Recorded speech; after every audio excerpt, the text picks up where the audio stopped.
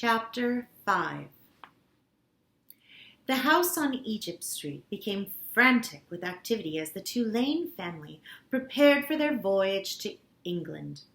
Edward possessed a small trunk, and Abilene packed it for him, filling it with his finest suits and several of his best hats, and 3 pairs of shoes, all so that he might cut a fine figure in London. Before she placed each outfit in the trunk, she displayed it to him. "Do you like this suit?" she asked him. "Or would you like to wear your black derby? You look very handsome in it. Shall we pack it?" And then finally, on a bright Sunday morning in May, Edward and Abilene and Mr. and Mrs. Tulane were on board a ship, standing on the railing. Pellegrina was at the dock.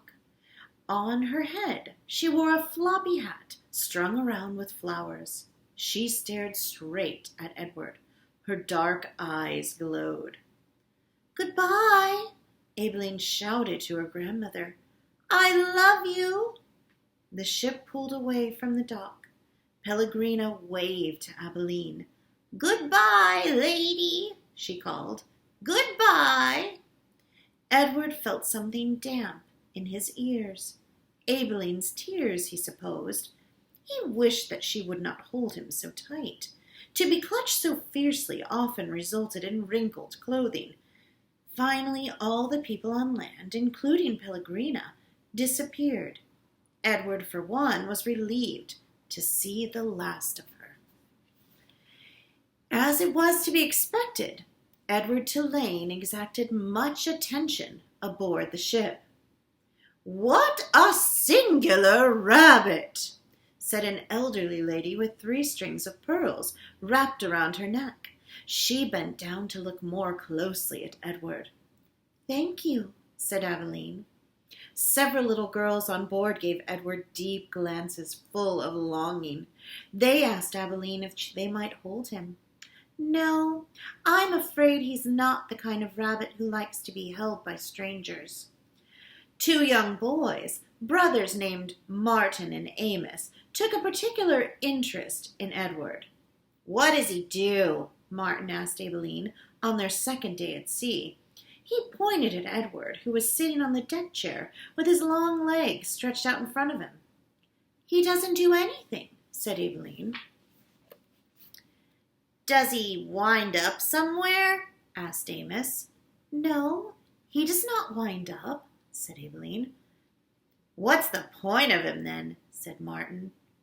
"The point is that he is Edward," said Abilene. "That's not much of a point," said Amos. "It's not," agreed Martin.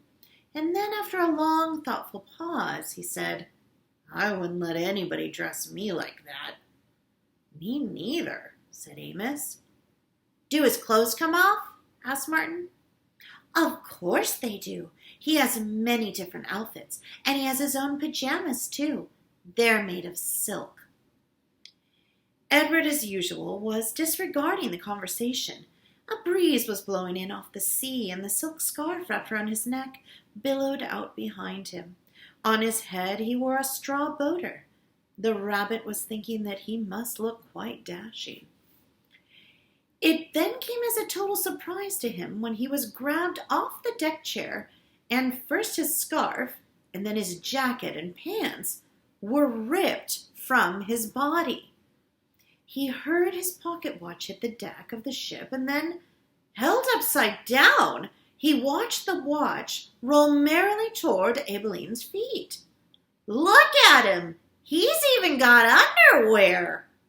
said Martin as he held Edward aloft so that Amos could see.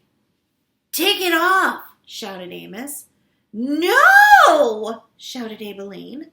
Martin removed Edward's underwear. Edward was paying attention now. He was mortified. He was completely naked, except for the hat on his head, and the other passengers on board the ship were looking at him, directing curious and embarrassed glances his way.